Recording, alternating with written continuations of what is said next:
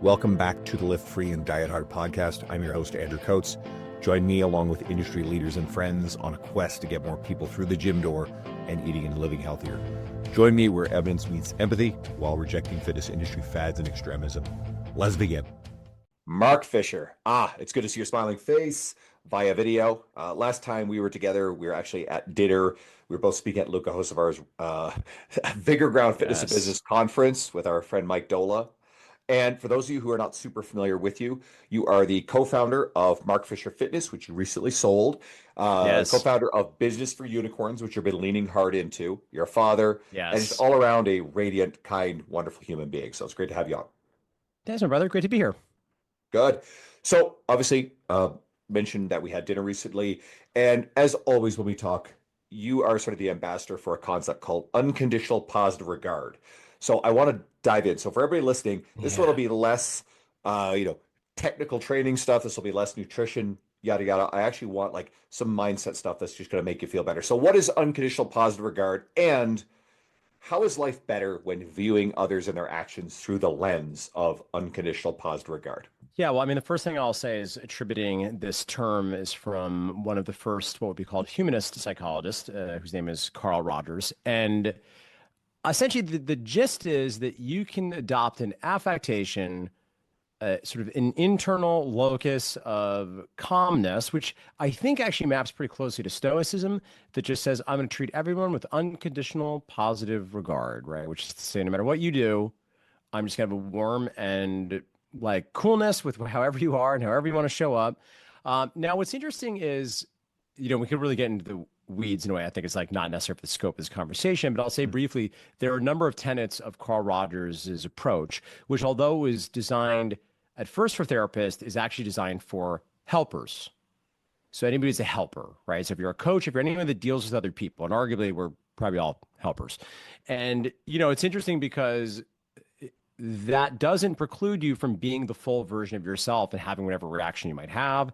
It doesn't even probably preclude you from intervening if harm is being done. It's just saying that I'm going to like you no matter what you do. And I'm going to like really look for the best in you and make a little game. I'm going to look for what's good in you, and like a dog with a bone in its mouth, I'm going to bring my attention and awareness to that and make it hard for you to throw me off my game. Now, I should also say, I don't do this all the time. I'm not like, I definitely get mad. I definitely get salty. I definitely one of like my big triggers is like, I deserved better. I deserved better than this, so I definitely, I wish I could say I practice this perfectly. I don't, I'm like everybody else. I get mad about stuff. I have admittedly like a short but assignment list of probably a few people that I don't know I'm going to be really like 100% letting go of in this particular life experience. But overall, I just find it to be such an elegant and wise way of being that both minimizes and reduces your own suffering. And then, frankly, if you're being Machiavellian, it's kind of hard to not like being around somebody that genuinely, sincerely likes you. And again, this is not manipulative. This is not fireworks. This isn't personality techniques. This is like sincerely getting into a place where I am going to look for what is great around you. And obviously this conversation with us first began specifically in regards to personal trainers, right? And coaches, of how can you get to the place where you're not trying to be right over the client. You're not making your client wrong. Again, that doesn't mean you can't say, question some of their beliefs. It doesn't mean that you can't share with different perspectives and hopefully open up their way of thinking. If like the client is saying something to be silly as a trainer, it's just saying that the way we're doing it is one that gives primacy to the care and the positivity of the relationship. So I feel like now that I've said that, I know you'll ask follow-up questions. It feels like very soft. I feel like I'm not doing it like total justice, because I could see some people being like, that sounds nice, but kind of mamby-pamby. But I actually think this is actually quite hard-edged actually to choose to show up in that world is such a practice and such a discipline. And most people can't do it, right? Most people are too small. And by the way, like that's me too, listeners. So you're right. I do have several questions. So I think the first angle I'd like to take at, and something you alluded to, and I get to talk from my own experiences, our own, you said suffering, and I think our own internal experience of stress. So when we attribute strong negative reactions, so from my own experience, I tend to have strong positive or negative reactions to people, and often through the lens of my own value system or morality, and I'm conscientious of it. And I have a tendency where if I perceive someone who is deeply unethical or behaving like a bully, I tend to be the sort of Yeah. person who can't sit idly by, but in fact, I tend to have a strong and sometimes even aggressive and hostile reaction to it. And I think there are times in life where that's warranted. But Yeah. if you Yeah. stack it up over enough interactions, and I have to caution myself, realize that not everybody shares my morals and value system, then how much of this is taking on stress, like, and you feel it, the stuff that Yeah. Yeah. Yeah. Yeah. ramps up your nervous system, right? Really sympathetic activation. And then your word is suffering. And how much do we suffer? And maybe it's like we're so rooted in fixed identity and principles and not allowing ourselves some malleability in our responses to these triggers. Is that fair? You want to take that further?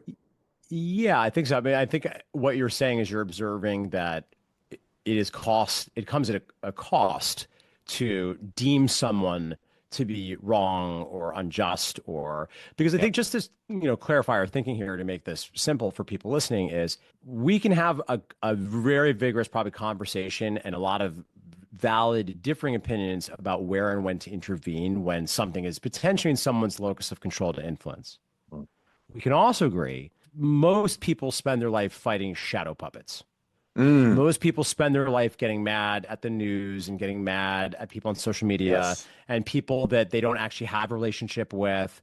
And the reality is like, listen, I'm not even saying it's wrong to have those negative reactions, right? That's data, right? I think another thinking tool I often think about is like, some people say, like, get your emotions out, particularly with business. Okay. I do a lot of business stuff. People are like, leave your emotions out of it. That's not a thing. Right? You can't do that. That's a very silly comment. What they're attempting to say, which I think is the right thing, actually, is like make decisions based on data, and you can overweight emotions. And emotions are just these biochemical algorithms that are giving you data. And sometimes one of the biochemical algorithms is saying is that something is being transgressed, either one of your personal boundaries or other people's boundaries. So again, there is a time and a place where it is appropriate to have even a very forceful response to intervene, to protect, to defend, and that can all be well and good. But if you spend a lot of time fighting shadow puppets in your head and again, like I do this sometimes. I don't want to make it sound like I have this all figured out. Like, We all do. We all do. yeah, where you're like, this person really bugs me, and ideally, if we were Buddhas, which, maybe we're not all Buddhas, but, at best, that opens up a doorway to some curiosity to try to acknowledge, okay, what is it about this that bothers me so much? What can I learn about myself? Mm. Right. And in some situations, it really might be like, oh, there's a very important value to me that I kind of want to die on the hill and say this should be a universal value, and this is being transgressed, and therefore that's why it bothers you because I really sincerely think it's wrong and it's harmful to people, to society, whatever. And I think that can be okay, but again, if you're just like swallowing the poison over and over of just like righteous indignation inside your heart, and you're getting together with other people and you're talking about how bad they suck and blah blah blah. I just at a certain point, just I don't think it's wise. It might be normal, but it's wise and unhelpful is my assessment. There's a whole bunch of other directions. So the first thing you alluded to is, of course, when it comes to social media. So I have a hard rule. There's no performative outrage on social media for Yeah, me. I yeah, don't like yeah, it. I yeah, don't yeah, respect it. I yeah. often think that it's a kind of mindset of a person who is very performative, pats himself on the back for a good job, often policing what other people are saying or doing, Yes, goes home and yes, actually contributes nothing positive to the world. My yes. often reaction is, let's say if I observe actual bullying, then I'm the sort of person who will stand up and be like, you like bullying people, huh? Try bullying me. And I'll actually like deliberately get Right. the bully's attention to let them know, hey, you're hurting vulnerable people.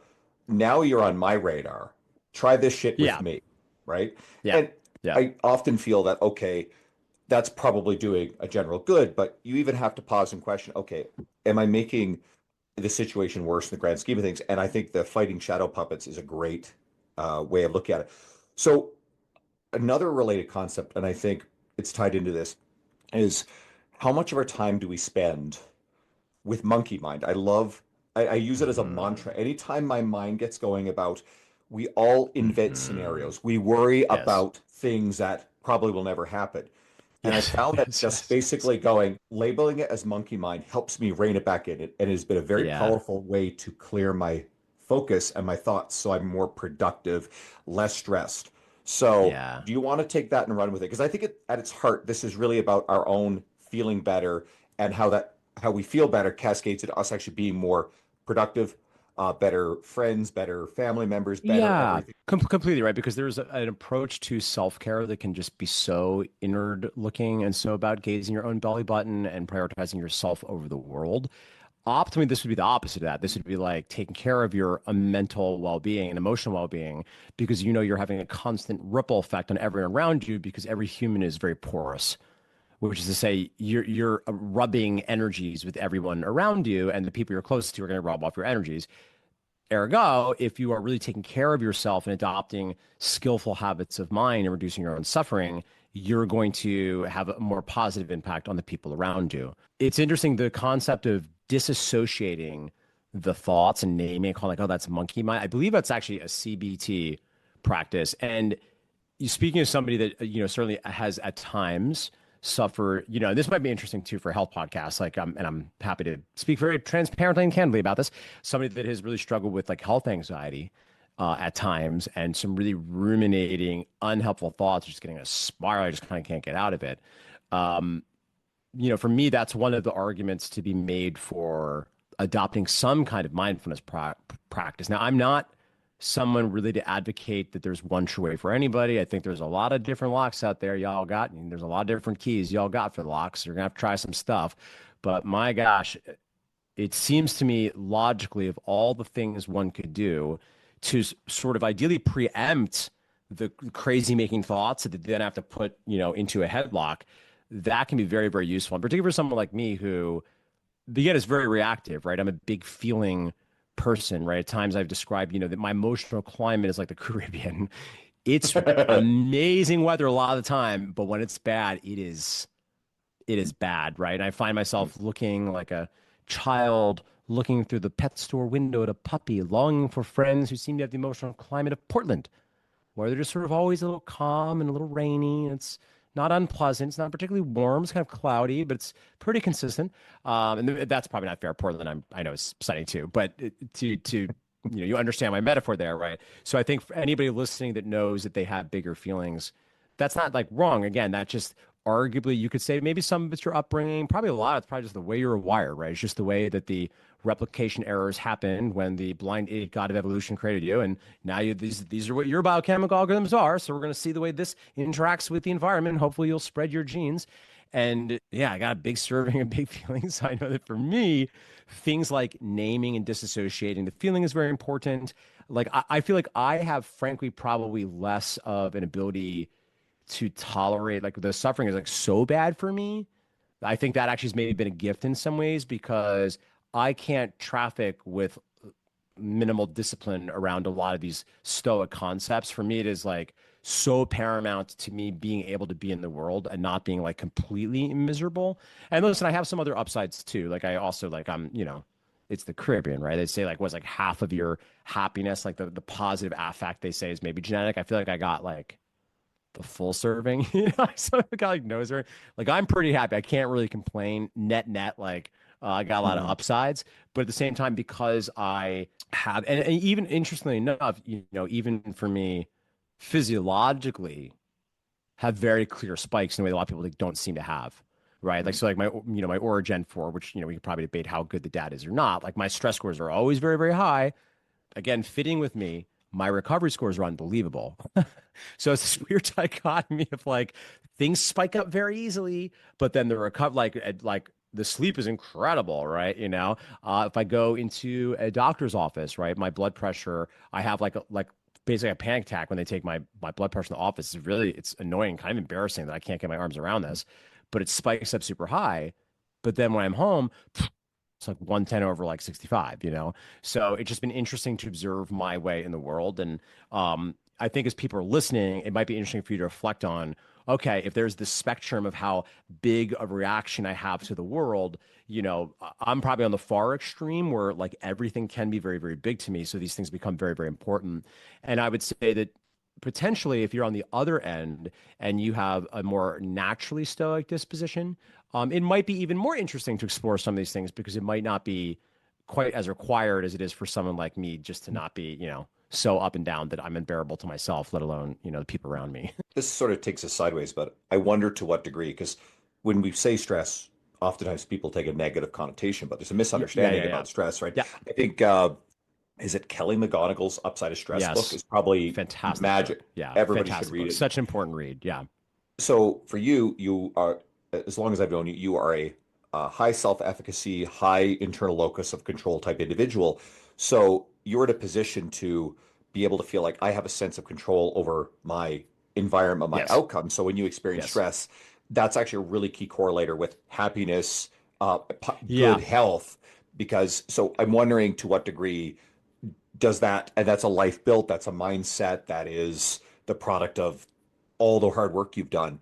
To what degree does that actually allow you to then manage that stress very effectively? Yeah, it is interesting, right? This sort of interesting dance between the way you're wired and the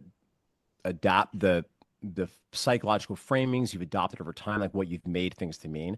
Upside of Stress is such an important book, right? It's such an important book. And it's probably very important health messaging, which is very apropos for a show like this to let people know you shouldn't actually be afraid of stress. Now, I say this also being candid that I still struggle with limiting beliefs around Iraq. I still I don't like to see when the Origin ring is like, you were stressed for 8 hours today. And even though it backs it out and it's like, but remember, stress is because you might be doing a lot of good things and you work out tons and you eat really well and you're around people a lot. You're doing all these beautiful things. So even me knowing that intellectually, it's like a good reminder and good for people listening because I think my takeaway from that book was for a while, a lot of well-meaning research has sort of inculcated this fragility in people that oh, stress is so bad. Oh, your cortisol, you're gonna have heart attacks, you're gonna get stressed. And Kelly McGonigal in this book was like, no, no, no, no, no, no, no, no, no. Those studies were when you ripped rats' legs off and then made them try to swim and then let them drown slowly. That's different than what you're stressing. And this isn't to counter someone like Sapolsky's why zebras don't get ulcers, right? I was going to bring it You up could, yeah, yeah, yeah. You would because, argue he's sort of the counter to that book where he's this chronic stress. and You weren't that, designed to freak out about your accounting meeting in 2 weeks and your tax audit. yeah, and actually, it's funny. I was going to say that, I read that book, and to me, it's like, yes, it's very informative, but I actually, through the lens of Upside of Stress, I'm like, I actually don't know if this book is overly beneficial because I think it's going to cause people to be more stressed Yeah. out, right? Yeah. Well, listen, I mean, talk about why we sleep, right? That book was lambasted for a number of reasons, right? And you might be Mm, aware of the whole hubbub about the cherry picking of the literature and mhm. some of the graphs where he just left part of the graph off because it didn't serve his thing. Now, to his credit, and again, I don't, know Matthew Walker person. I have no idea what's going on there, right? You can sort of guess, but I don't know the person, so I'll refrain from doing so about what the motivations are. But what a strange situation. And then also, seemingly to his credit, when they redid the book, he acknowledged a lot of the criticism and updated based on some of the criticism, which, is science focused people. It's all we want is we all mess up. But it still begs the question, one, how'd that happen in the first place? And second of all, that book, which, and this is the challenge, right? Now everything maps for everybody. If you're on the more stoic side, if you're Portland and you just can't take sleep seriously, I don't know, maybe you do need a little scared straight. That book honestly probably did some damage to me, right? That book really, it's just page after page of you're definitely getting a heart attack. You are getting cancer right now. And it was but again, to everyone's, defense, I don't claim that the book is objectively a problem. I just claim for someone like me who's very likely to take off my Origin 4 because I can't, I just can't traffic looking at these scores because the small part of me I can see that just wants to get a good score and wants to do it right is just so not thrilled about it. To say nothing of the artifacts I get where I see a blip of 135. It's I was sitting on the couch. I need to go to a cardiologist right now. Thankfully I work with our shared buddy Spencer Nadolski, who's very Yes, patient and kind. Always is okay, Mark, let's you're gonna be fine. I'm trying to see if um, I'm trying to see if I can get him on the podcast because I want to have. He was on a oh long time yeah, ago. yeah, So yeah, yeah. the sleep thing, there's something important here, and you're alluding to, and I Mm. feel like I picked up from a Dr. Andy Galpin podcast, and this sort of really struck me is you hear about all these optimization rituals and wind down rituals, and I think this stuff's valuable, but you Yeah. get to a point where because we travel And all of a sudden, Yeah. you're not in your normal environment. You don't have access to your blackout curtains and your weighted Yeah. blanket and eight Yeah. other Yeah. different, like Yeah. elaborate things that also Yeah. consume time. And if there's a Yeah. disruption in your ritual, it's not just sleep schedule, it's sleep rituals. It could be any ritual. Then any disruption can cause anxiety and stress. So it's actually a really good idea not to over rely. I think you can surgically Yes. figure out things. I wear a Yes. sleep mask now. I find it works for me great. That's easy. I can Yep. take that with Yep. me. Yep. But elaborate, the more elaborate the ritual stacks, the more Yes. vulnerability I think you have to its disruption, and then Yes. to create anxiety that actually has a net negative outcome. Yeah, no, it's true. It's sort of like raising a child, right? You're navigating the shores of chaos and rigidity, right? And I think, again, it's like know yourself. So as you're listening, I think the interesting questions is reflecting on how does this apply to me is like, where are you on that spectrum, right? The old cliche thing that everybody needs to go to therapy and some people need to loosen up and some people need to tighten up, right? Clearly I'm a loosen up and it works for me almost all the time, except for when it works against me, just like every single one of your strengths for every single person listening. And, all of our strengths taking their streams or weaknesses. And with health stuff, one can unfortunately let the tail really wag the dog. And there's a certain type of over optimizer. And this fully can be me, right? And by the way, I think I'm good at this in a lot of places in my life. Health is one thing where I am probably an over optimizer at times, right? And it's not always moving. I wish I could say it's always moving towards like happy things. It's a lot of the times, but it's obviously also coming sometimes out of like, swimming away from, scary thoughts about mortality and all that. So I think really being introspective about that is important because it's not the only realm of life that matters, right? Like health does matter, but if you have all the health but like no relationships, I don't know. I don't know if that's the move, And it's interesting because the older I get, of course, in every way, your system gets a little bit more rigid, right? Probably psychologically more rigid. It's also sleep is a little bit harder. Also, you get good at your habits, right? And you make a few dollars and like, so your bed at home is very nice all of a sudden. It starts to get harder to go to hotels because like the hotel's never going to be as good as all the money and care that's been invested to dialing in exactly the way I want in my home bedroom. But does that mean I don't travel? No, I mean for me it doesn't, right? But you can easily fall into that trap. But I think like social life too is something, I'm square in middle age, right? This is part of what I navigate on a regular basis because I don't have, I'm just not gonna have the right amount of pie for everything, right? I run a couple of businesses, I have a wife, I have a daughter, I've, try to have some hobbies. Fitness is very important to me. I work out a lot, I do sleep a lot, I do take that stuff very seriously. And I personally find that I have to really continue to override my intuition that I'll be happier if I just stay in on a Saturday night and go to bed. Sometimes that is the right move, right? Sometimes I'm just like tired and it does feel great to go to my work week feeling super, super refreshed. And sometimes I should not have a great night of sleep because I live in New York City. I pay a lot of money to live here. And I have an amazing community of really rich social connections that are deeply important to me, that are deeply nourishing. And sometimes I need to just make that decision, right? And I don't know there's a clear algorithm for it, but I try to live the question, so to speak, and stay in dialogue about how I'm balancing those things, all of which really do matter. And this comes back to another place where we can try to fixate on optimization and cause us stress, which is looking at the recovery scores on devices because these are becoming more Yeah. ubiquitous. I think Yes. they're Yes. wonderful. Yep. Big shout out to like Joel Jamison's Morpheus. Big fan of that. Joel's a friend. I'm gonna get him back on at some point to talk about that stuff. But at what point does you look at your score, you're stressed out, and you say, "Oh, I can't go work out," when actually working out would have probably been a net positive that day because there's Yeah. now Yeah. research Yeah. that Yeah. suggests, Yeah. hey, you didn't sleep so well. Well, actually, still doing something active actually helps Probably buffer so good. Yeah. the Yeah. negative implications of poor sleep, right? 100%. And again, it's like person know yourself. Again, I'm on the far extreme of the distribution scale. Like I think in practice, I'm probably going to actually get rid of the Gen 4 Oura ring. For those not familiar, that particular one, because I don't think maybe Gen 3 does this. I'm not clear. Gen 4 does the daytime heart rate, which both means I'm seeing artifacts on the regular, which is like not Mhm. thrilling for me.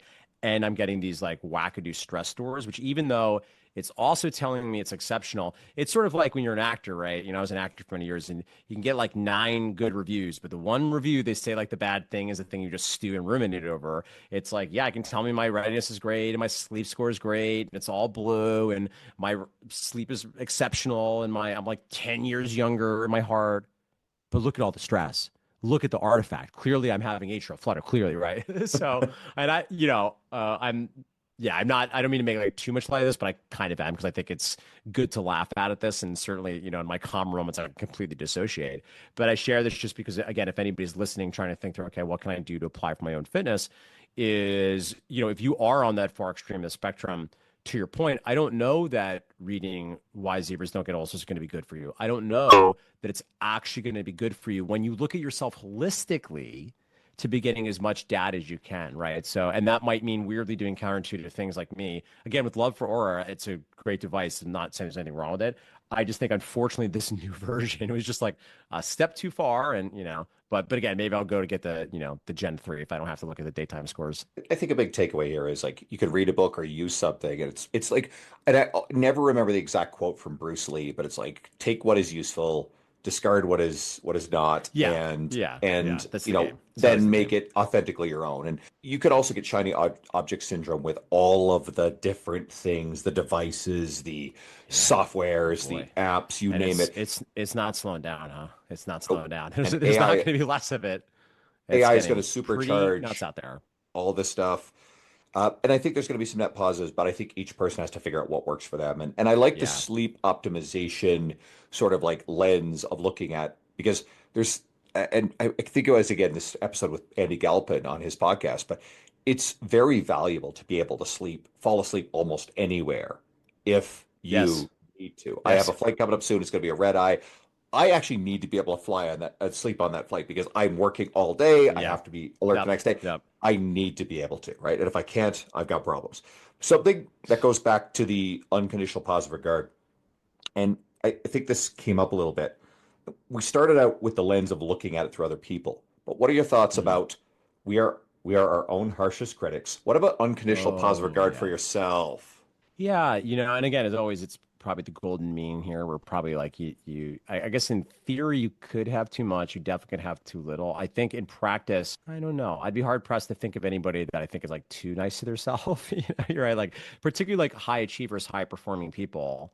There's always this gap between where you are and where you want to be, and a little bit of that is useful, right? Some of that is useful, like a little bit of it to spur you on. If you're a happy warrior, on your never ending path to the progressive realization of a worthy goal or idea, then that can be good. At the same time, yeah, a lot of people get into some intense self talk that is like profoundly unhelpful, and it's interesting because, in spite of some of the obvious like health anxieties that I, deal with, overall, like I'm like that particular one, like I think I'm like pretty good at, but it is interesting because you see people in the world and gosh, like it's not that I never say unkind things to myself, but some people just seem to be living in a world of constant self-talk where they just say things in their own head that they would never say towards anybody else or allow anybody else to say to them. And quite often, these are people that just can't help it being mean-spirited to everybody around them because it's hard in there. It's hard, and that's tough, because like there's not an obvious thing because I assume at a certain point you're just so in your groove, particularly if it's by the time your 30s and 40s you start working on it. That's not to say that you can't improve, and certainly, again, a lot of keys, a lot of locks, right? I assume probably some combination of talk therapy, somatic work, plant medicine, physical fitness. We know that's one of the things that's so amazing about fitness. The longer you're in the game, most, I don't know if this is entirely true, but I think a lot of us, I'll speak for myself, you get into it because you want to get jacked and look good with your shirt off. And then you're longer in the game, and maybe that doesn't feel kind of as salient. And now it's like, okay, wow, I really want to like feel great and function well in the world. And your mental well-being is such a function of the way that you speak to yourself. But to be clear, I don't think I can claim any special knowledge there because that is Hmm. not one of my particular afflictions. Fair. There's an old, I'll give sort of the illustration. There's an old Dove commercial that I love. I even wrote an article about this on this concept. And they took a bunch of women and they brought them in front of an interviewer Mhm. and a sketch Oh artist. yeah, yeah. And they describe, so the sketch artist couldn't see them. And then the sketch artist, they would describe themselves to the sketch artist and the sketch artist drew them. Meanwhile, before these women went in, they had them sit across from just a random stranger, another woman. And I can't remember how long, but it was long enough for them to just interact a little bit, sit Yeah, across each yeah, other. yeah. And then the other woman was brought in front of a sketch artist and asked to describe the woman who was across, the one who had described herself. Now it's the stranger describing her. And what they did is they compared the two different portraits of the self-described portrait and the stranger described portrait. And the stranger described portrait was always kinder, prettier, more, Yeah, yeah, of subjectively course, of course, attractive, of course. warmer, all this sort of stuff. And to me, it's a powerful illustration that, again, we are our own harshest critics. We look for our own, we fixate on our own worst flaws. We have spotlight Yes. effect where we think that everybody can read our minds, our thoughts, Yep. our Yep. deepest, darkest inner secrets, our harshest imperfections. And I mean, most people are really just worried about themselves, but they don't nitpick for those things. And I just think that realization alone can be a little bit freeing and take some of the weight off of interacting with the world. Yeah. I mean, it's such well-trodden territory. There's probably nothing new we can say about the way social media intersects with this phenomenon. But I mean, it is so pernicious how social media is just everybody else's highlight reels, and there you are in your head, right? It's no wonder it seems to be having the kind of the impact it's having on, particularly a lot of young people. I mean, it's like tough. Now my daughter's 2.5. I'm like cautiously optimistic. It's either going to completely just go down in flames and or the gating mechanisms, which do seem like there's one thing we've actually seen maybe we're getting some traction with are some stronger strictures on how young people particularly can interact at particularly challenging times where so much of your worldview is your sense of yourself in relation to group and status and beauty and all of those other things that I think are hard to overcome because they're pretty deeply wired, it seems to me. And social media is going to Um, grossly distort those specific things. We didn't have, you and I totally. did not have that when we were in No, certainly high no, school.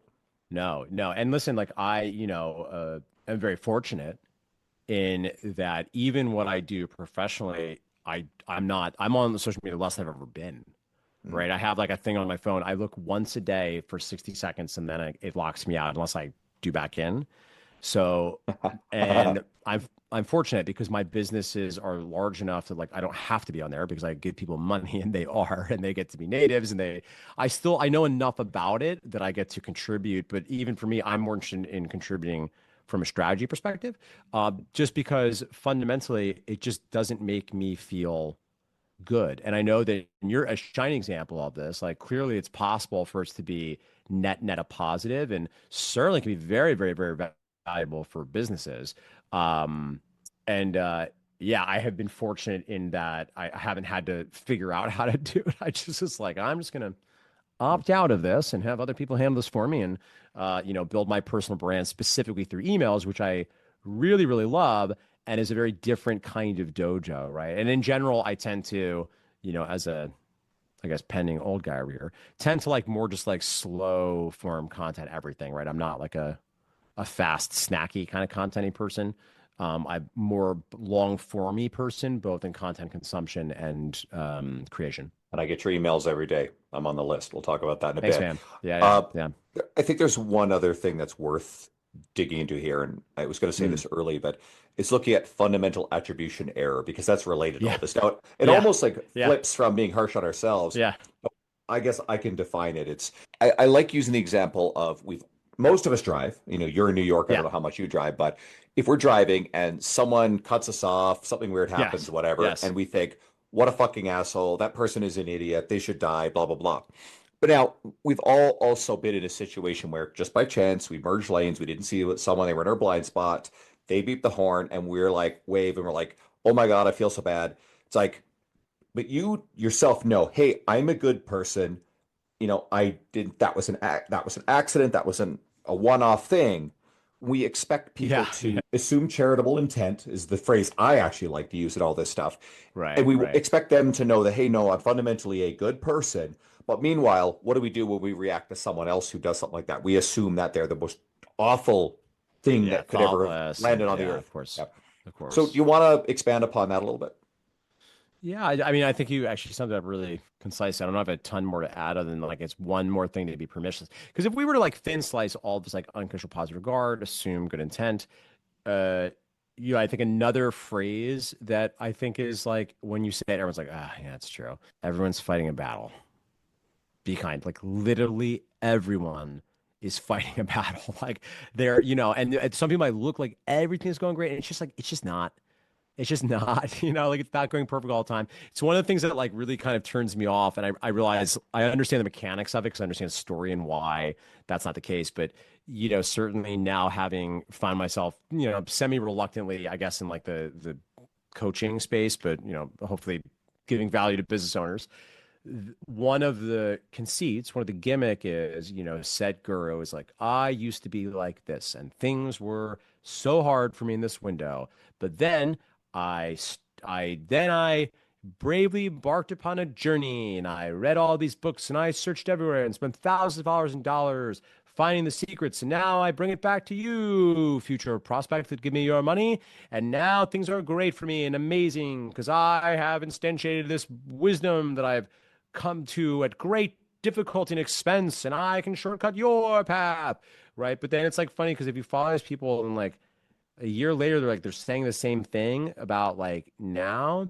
And it's just sort of weird. And I get it. Like, I don't have like a better solution for this. Like, I very much understand, like, what is it saying? Like, share your scars, not your open wounds. And to be clear, I'm not suggesting people should be like constantly, like, particularly under the veneer of like capitalistic vulnerability. It's like, it's really hard for me to, being very vulnerable, Andrew. It's really hard for me to share this. But, that can be its own trap, I suppose. But ultimately, everyone is fighting a battle and everyone is imperfect. I think sort of my taste towards people that I look up to and aspire to are people that I think clearly have an ownership of their own sort of imperfections, that are seriously engaged in knowing where they're not doing perfectly and like being serious about that, like a real intellectual humility, right? And this is the foundation, I think, of the way that people like us really like are drawn to science, right? Like foundationally assuming, or any student of cognitive psychology is, I don't know what I don't know, and some of what I know is definitely wrong. And I'm not going to mean that I'm not going to have any, or I won't have any conviction, but I'm just going to always have the door open with some humility. And I think sort of the inverse of that is grace for other people, right? Is acknowledging you're going to fall into fundamental attribution error and I wouldn't be so quick to judge other people because you just don't know what's going on in their journey. And we won't go down this rabbit hole, but I'm tempted to. I mean, I think the other thing that gets very naughty too is if you are of a philosophical school where one can make some serious claims that even free will itself is an illusion, which I find pretty compelling, but I won't go down that road as some people find that very psychologically violent to conceive of. I've got into that stuff with Chris Williams and stuff too, and it's like the deterministics of like our genetics, right? And it's actually interesting if someone wants to get into that. It's very We'll save people the existential threat of yes, that. Yeah. There's an underlying theme with this, and what I hope to draw to the surface with this conversation was your philosophies, and how this stuff I think could get people thinking and maybe be a little kinder to themselves, be a little kinder to other people. These conversations benefit me as much as anyone else. There's also been points where you sort of showed a hesitation to go deeper because you're sort of acknowledging that you don't consider yourself a subject matter expert. And I like that humility, but the point of this absolutely was to draw out this conversation of where I think it went and maybe not turn it into an academic textbook on whether or not some of the claims that you made were verifiable with like hard data as much as, hey guys, this is philosophical, I think, more than anything else. And people will take their own meaning from it, I hope. Yeah. And I think listen, at this point in my life, like I've come to probably some answers, for me. And one of them probably is dying on the hill of like kindness. And I know there's a lot of people that just have a different set of values, right? They have I'm very influenced by Jonathan Haidt's work on even morality being akin to taste in the brain. And other people probably prioritize other things. But for me, part of how to get around to kindness is this core belief that even the wise cannot see all ends, Frodo Baggins. The wise cannot see all ends, right? And for me, even when I'm sure, there's still a little part of me that's like, I'm not totally sure, So yeah, I'm just interested in remaining introspective and curious and also open to learning, right? Because I think like that's like kind of the a priori mental framework that allows you to continue to grow and evolve over time. And certainly, if nothing else, one of my most important values is continued growth and evolution. I hope to do that forever because I find it fun and useful and profitable and joyful. I'm trying to find the quote here. I know that, you said your core identity is a learner obsessed with teaching, a teacher obsessed with learning. And I think that you have Yeah. a lot. It was in a recent email that, or no, it was an Yeah. article that you wrote. It's on Yeah. your website. So again, the audience has been growing into a much broader, more general audience, and Yeah. that's the Yeah. way I Yeah. want to take these. But for the coaches in this, you Yes. obviously have been leaning hard into business for unicorns. You have sold Mark Fisher Fitness. It's in the Yeah. hands of a longtime coach, a steward Yeah. that you feel really good Yeah. about. And I read the article on your website that goes into depth about why you made the changes. If anybody's interested, you can go to your website. So they can follow you at Mark Fisher Human Being on Instagram. Yeah, yes, you can follow me there, and you can also send me DMs. So I am Okay. available to be responsive when I check once per day. You'll Mm. also get occasionally shared stories of my wife. If you happen to be in fitness, even if you're not a gym owner, I think you'll find a lot of the stuff we talk about on the business of fitness Mm. still going to map pretty well. Not all of it, of Yep. course, but if you want to follow us at Business for Unicorns, you'll find that's a very active site, and it's actually probably the best place on social media where you'll find my work, my voice, my uh, philosophical frameworks, actually put a lot of we saw it today, but also a little bit more like direct, like business content, more nuts and bolts of like, how do you get leads and how do you improve conversion from the leads into becoming paying clients, right? So if you engage in social media, that's probably the best place to find me there. And then, yeah, I also alluded to, I do write a lot of emails. So if you go to businessforunicorns.com, you can opt in there if you want to hear from me regularly. It's usually not, if you like the abstract philosophical stuff, I'll warn you, it's usually not quite this Mm. philosophical. But yeah, I mean, I'm very interested in the intersection of like, how you choose to be in the world and balance your needs with the needs of your family and your society and community. Um, and part of how we do that is like commerce, right? Like, I Mm. very much think of like my work as a consultant. We're being very pretentious here at the end, so sorry everybody, but like, I don't know, I feel like I'm an artist, right? I was a professional actor, or like identified as an artist my whole life. I never identified as like a business person. So I feel incredibly fortunate to get the work that I do. And while I'm very proud of having developed what I think are some like really actionable, concrete business skills that will map to a lot of different businesses, and it's quite fun for me to play in a number of different arenas at this point. Ideally, at its very best, and this is, yeah, we must attribute, I guess, to Alex Hormozy, who people probably have a lot of feelings about if they're aware of him. Is yeah, like entrepreneurship is a personal development journey masquerading as business, right? Like part of the reason we're doing this is to sort of grow and learn and have those opportunities. So yeah, I speak and think very freely about both those. So forewarned is forearmed. If you want to find me more, you'll find actionable tips and philosophy. Well, I think I'm very much that describes me and my career in life as well. I don't think I can separate the Yeah, two. yeah, that tracks. That tracks. Yeah. So you and I will be hanging out and attending a Ram Gregorian's Real Coaches Summit. We'll both be there Yes. in April. So if you guys want to come hang out. And then you have two Business for Unicorn events. So you have Toronto in the first half Yep. of the year, and I'll plan to be boots on the ground. It's in September in Denver. So what's going on there? Yes.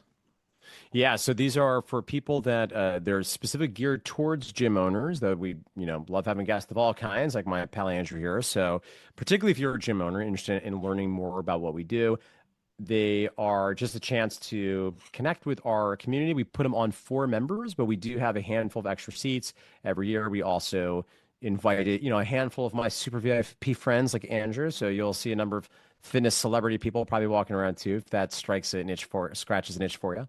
So for more information there, probably the best place is to follow along with the emails. I'm not sure when this podcast will drop live, but we It'll do have be one a coming up. couple. Oh, sorry, go ahead.